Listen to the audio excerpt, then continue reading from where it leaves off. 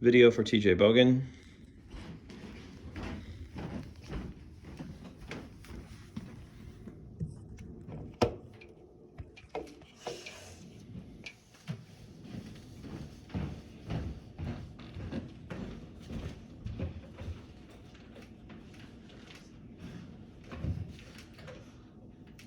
So today we're going to talk about St. James, the brother of John the Baptist, and a central figure in Christianity, and about the Camino de Santiago.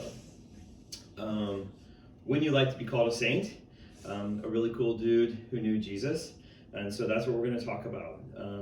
James was a follower of Christ, and his brother John, they decided to follow Jesus and be able to go and to spread Christianity throughout the world. He went across all of Spain, which is why this topic is so familiar or so tied to the Camino de Santiago. James was one of 12 disciples, an apostle of Jesus Christ. He happened to be martyred in 44 AD. He had been called back to Jerusalem by King Herod, and he came back and was beheaded. In Spain, they associate his feast day with July 25th, because that falls on his birthday, on his feast day on a Sunday. But really, we don't exactly know the actual feast day, but that is what the Catholic Church has declared. How did James die?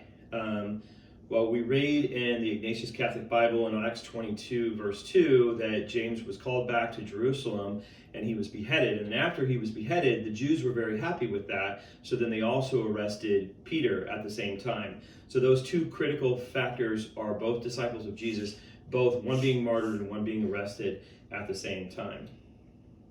James witnessed three major events. He witnessed Jairus' daughter, the raising of the dead, the transfiguration, and Jesus' agony in the garden. Those three theological events all attribute to what Christians believe as Jesus' life and teaching. And so when Jesus was teaching and these three major events that happened, that formed Christianity, and James happened to be there for all three of those major events. There's a video by R.C. Sproul, a Legionnaire ministry, that he talks about the raising of the dead and Jairus' daughter, and he says that this was to discuss the healing and the hope that Jesus brings to people in desperation. And James got to see that firsthand. So through his witness of all of Christianity and through these three major theological events, James witnessed firsthand the teaching of Christ and for those that would follow him and what that meant to the people at that time. So now we have a little bit of understanding about James. We talk about his life and his death. James and John, they were brothers. So we have John and we have James and we have John the Baptist, and they were called the sons of thunder.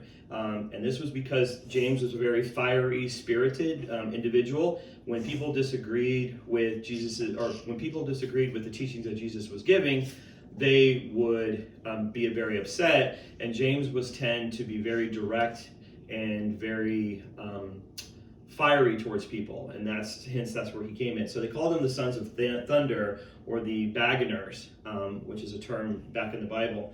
And so that is where he got his nickname as being very ill-tempered.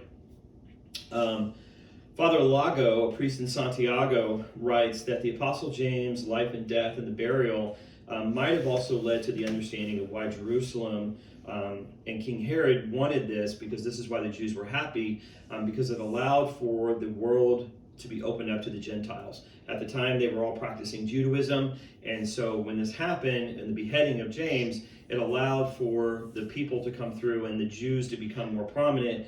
And so that is why we think that this putting the James to death was such a historical event and a very acceptable event to the people of that time. So now we're going to talk about the Camino, why the Camino is important to St. James. In 1077, King Alfonso made St. James and the Camino came alive. In the book by San Paulo, Santiago, we discover Jesus' tomb and we understand, or James's tomb, and we understand the significance of spreading Christianity throughout Spain.